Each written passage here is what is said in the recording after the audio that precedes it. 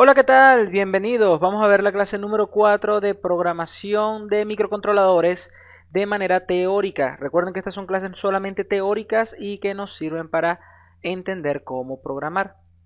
Ok, bueno, vamos a ver lo que contiene la clase número 4 de programación de microcontroladores de manera teórica. Son unas clases que están levantadas para la materia que normalmente doy en la universidad, así que, bueno, la imagen es nueva. ¿Cómo están? Bien, seguimos acá entonces. Pueden seguirme en mis redes sociales, tenemos el mensaje de la clase y nos corresponde ver interrupciones, temporizadores, control de energía, watchdog timer, macros, subrutinas, cálculo de instrucciones en esta clase. Ok, empecemos con las interrupciones. ¿Qué son las interrupciones? Bueno, según la descripción de Wikipedia, nos dice que las interrupciones del inglés interrupt request en español, interrupción, es una señal por el procesador de una computadora. Es una señal recibida por el procesador que le indica que tiene que interrumpir o frenar la ejecución normal del programa. En otras palabras, él tiene que hacer un break en el código para poder atender la interrupción. En una computadora y en un microcontrolador se atienden de maneras diferentes. En una computadora, el sistema operativo o el BIOS se encargan de correr la interrupción que tiene una función específica y predefinida. Mientras que en un microcontrolador la interrupción lo que hace es enviarlo a una línea específica de código donde nosotros, programándolos, vamos a definir qué es lo que va a hacer cuando ocurra la interrupción. Existen múltiples tipos de interrupciones. Por lo menos acá nos dice el PIC 18F2455, 2550 o 4455 o 4550, que son los que se estudian en esta materia, eh, poseen múltiples fuentes de interrupción. Cada una puede ser configurada como una interrupción de alta prioridad o baja prioridad.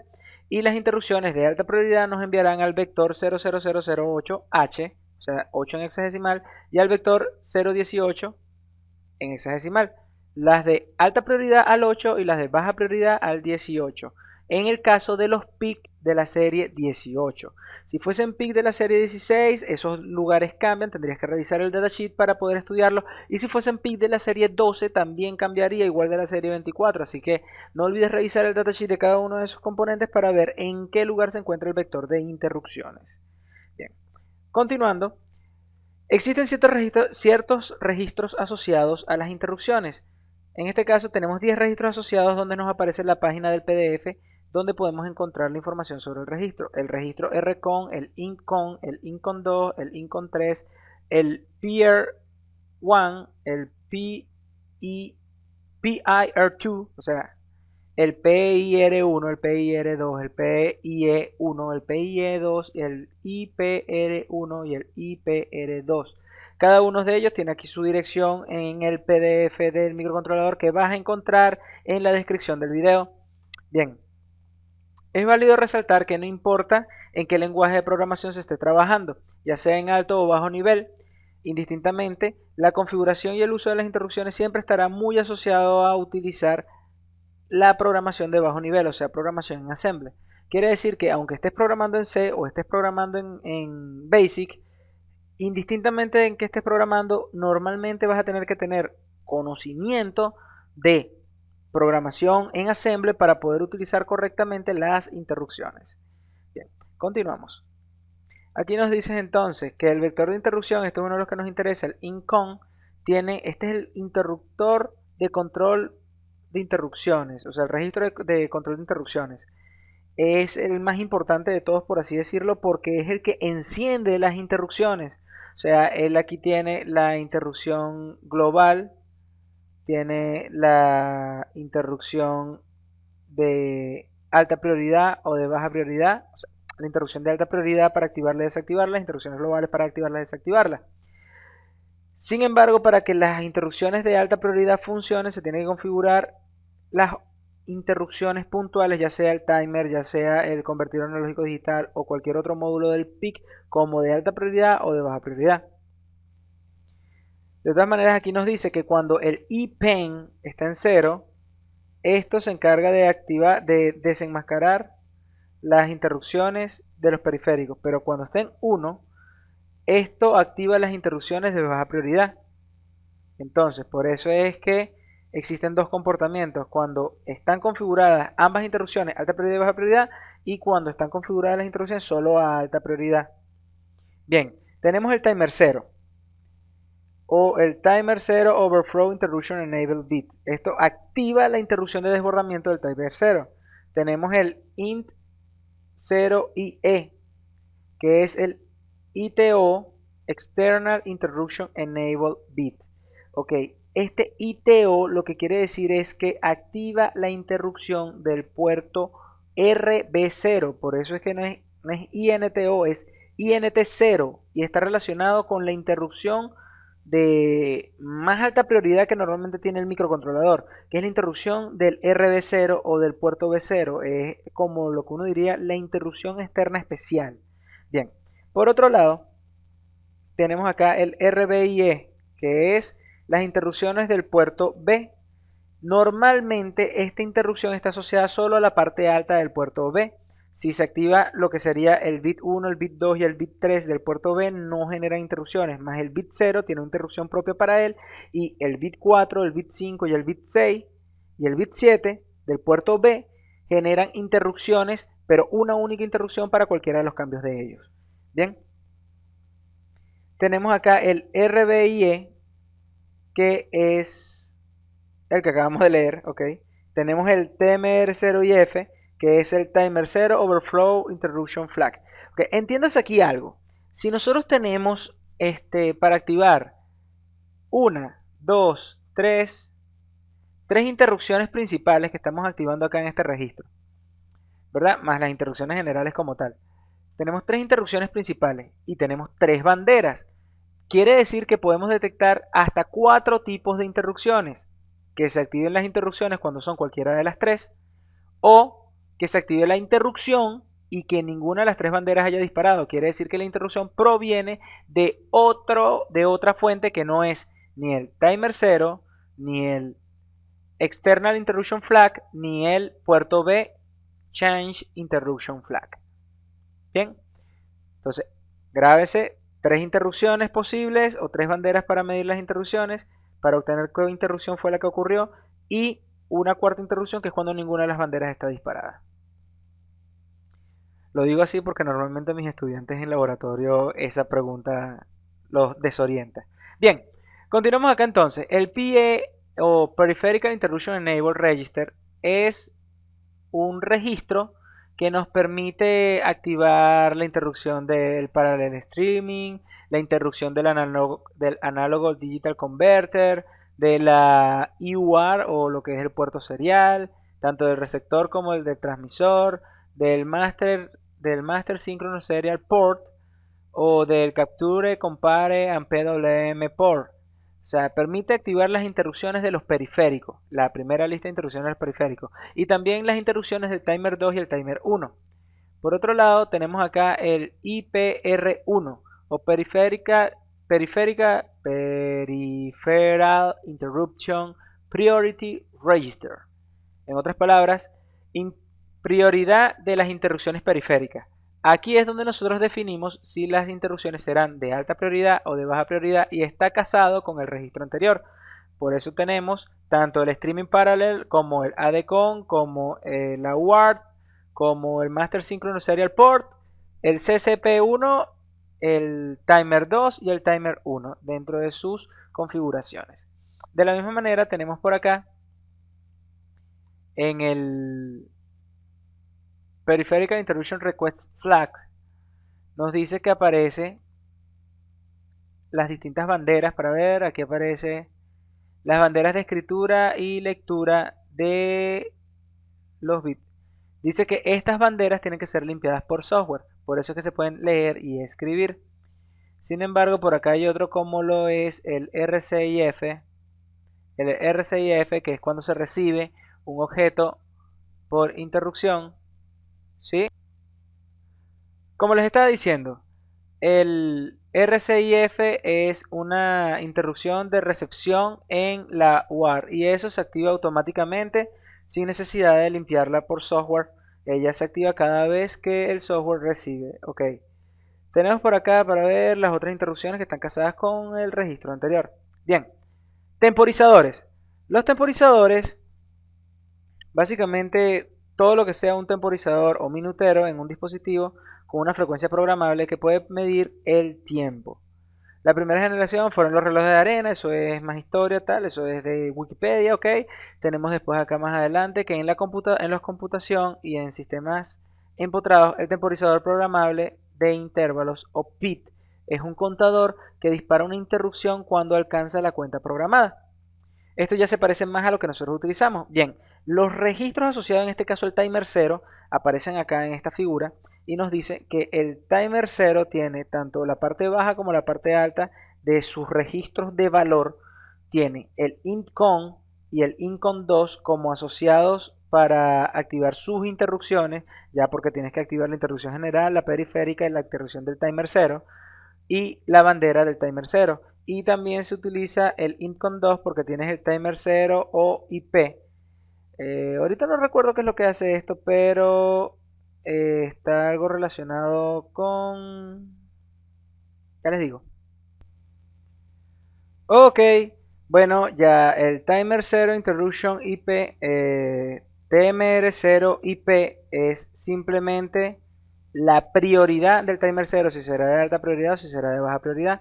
Tenemos el T0con, que es donde configuramos los valores del preescalador, los valores de configuración, valga la redundancia, de arranque del timer 0 y donde lo ponemos a contar. Y tenemos el Trish A debido a que el Trish A controla el puerto A, pero la principal razón por la que está ligado al timer 0 es porque también se puede utilizar como reloj del sistema.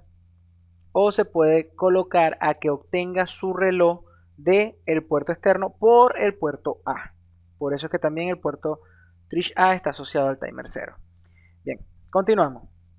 Entonces aquí nos aparece T0con, es la configuración del registro. Tenemos donde encendemos el timer como el bit 7, donde colocamos el timer 0 en 8 bits o 16 bits para utilizar la parte alta y la parte baja, en el bit 6. En el bit 5 tenemos la fuente de reloj, si va a ser un reloj que venga de el reloj del T0 clock in pin, que eso es lo que se encuentra en el puerto A, o si va a ser de un reloj de ciclos internos. También tenemos acá el timer 0 show edge, que si él va a contar de bajo a alto o si va a contar de alto a bajo. O sea, eso sería como el flanco de, si va a contar por flanco de subida o si va a contar por flanco de bajada con cada reloj. También tenemos el timer 0 prescaler assignment bit. En otras palabras, si se va a usar o si no se va a usar preescalador en el timer 0. Y tenemos 7 posibles preescaladores que nos permiten hacer que el timer cuente aún más lento.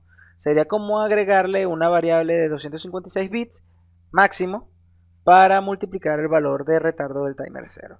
De todas maneras, esta información la puedes revisar tranquilamente en la página 127 del datasheet. Aquí aparece el diagrama en bloque del timer 0, donde tenemos la entrada del reloj por un lado, la entrada del pin del reloj o del timer, como estábamos hablando hace rato, por otro lado. Dependiendo de lo que seleccionemos, eso pasará hacia lo que sería el preescalador o hacia lo que sería una línea directa al circuito de contador del reloj del timer 0. Eso pasaría a incrementar el registro del timer 0 y dependiendo si el timer 0 está configurado a 16 bits o a 8 bits, ese registro se amplía con la otra parte del timer 0. Bien. Los demás timers los pueden investigar a partir de la página 131 del PDF del PIC y como siempre les digo, la descripción tiene el enlace de descarga del PDF del PIC. De todas maneras lo pueden buscar por internet también, pero en la descripción lo pueden descargar directamente. Ok, el control de energía. Cuando hablamos de control de energía simplemente nos estamos refiriendo a que el PIC tiene ciertas funciones específicas que le permiten disminuir su consumo. Entre las funciones está el Run Mode, que es el PIC funcionando al 100%, el Idle Mode, que es el PIC funcionando con características limitadas, y el Sleep Mode, que es el PIC en modo de descanso. Básicamente la diferencia entre Idle y Sleep es que cuando está en Idle, el procesador del PIC, o sea el CPU del PIC, suele apagarse, pero todos sus periféricos quedan funcionando, por tanto los periféricos pueden generar interrupciones internas para despertarlo y obviamente el consumo del microcontrolador no disminuye tanto como cuando entra en Sleep Mode, el procesador y los periféricos se apagan y por tanto solamente puede regresar del sleep con interrupciones externas, sea interrupciones por el RB0 o interrupciones por el puerto B, por la parte alta del puerto B. Continuamos acá entre las opciones de manejo de energía. Bueno, aquí nos dice exactamente qué es lo que apaga, qué es lo que no apaga y qué ocurre cuando tienes con respecto al oscilador que tengas configurado. Puedes encontrar mayor información en la página 37 del PDF. El Watchdog Timer, el Watchdog, que normalmente uno lo llama Watchdog Timer porque simplemente es un reloj que se encarga de qué. Bueno, primero definamos qué es un watchdog. Un watchdog en la electrónica o perro guardián es un mecanismo de seguridad que provoca un reset en el sistema en el caso de que se haya bloqueado. Quiere decir, si pasa cierto tiempo y el watchdog no ha sido reseteado, él llega a una cuenta, se desborda y resetea el microcontrolador asumiendo que el microcontrolador se había quedado bloqueado o que había ocurrido una falla en el código. Entonces, de esa manera, el watchdog puede llegar a ser muy útil e importante en el momento que lo necesites. Para mayor información, puedes revisar la página 299 del datasheet. Bien, los macros y las rutinas. Bien, ¿qué es un macro? Un macro son de alguna forma similar a las rutinas, ya que son un conjunto de instrucciones que se ejecutan de manera secuencial mediante una llamada a una orden de ejecución. Sin embargo, la principal diferencia es que a diferencia de la rutina, valga la redundancia, el macro no invoca un código, sino que lo copia una y otra vez cada vez que él es invocado. Entonces, cuando tú creas un macro, nombre del macro con la palabra macro con los parámetros que le pasa. Ah, ok, esto es importante. En microcontroladores las subrutinas no reciben parámetros, pero los macros pueden recibir parámetros y esa es la gran ventaja de un macro. En otras palabras, podríamos tomar el macro con una analogía de la programación en alto nivel, sería el equivalente de un método, con la única diferencia de que el macro siempre escribe código nuevo, mientras que el método es un conjunto de instrucciones que están encerradas en un código en específico que se invoca. O sea, el método o su rutina en alto nivel permite obtener parámetros para ejecutar una función, mientras que el macro no. Él simplemente copia un código y modifica ciertos parámetros dentro de su función. Bien, por otro lado, la subrutina en computación, una subrutina o subprograma también llamada procedimiento, función o rutina, como idea también podríamos llamarlo método, se presenta como un algoritmo que forma parte del algoritmo principal, el cual puede resolver una tarea específica. Algunos lenguajes de programación como Visual Basic, Fortran, entre otros, utilizan nombres de función para referirse a las subrutinas que devuelven un valor. Bien, como le está diciendo, en alto nivel las subrutinas obtienen o permiten recibir parámetros y devolver valores. En bajo nivel o en assembler o en programación de micros, normalmente una subrutina no te permitirá enviarle parámetros. Cálculo de instrucciones. El cálculo de instrucciones simplemente es cómo calcular cuánto tiempo demora el microcontrolador en hacer una instrucción. Bueno, del cálculo de instrucciones tenemos que tener en cuenta que la palabra OSC es oscilador externo, la palabra FC está relacionada con el cristal de frecuencia y que los ciclos de instrucción son 6 por lo menos. Si nosotros decimos que el oscilador externo o el oscilador del PIC dividido entre 4 quiere decir que 4 ciclos de oscilación equivalen a un ciclo de instrucción. Por ahí comienza la cuenta. Entonces decimos que la cuenta máxima de un contador o timer es el valor hasta el que el contador puede contar, valga la redundancia, antes de desbordar. Y eso está relacionado con la cantidad de instrucciones que él está gastando cada vez que cuenta.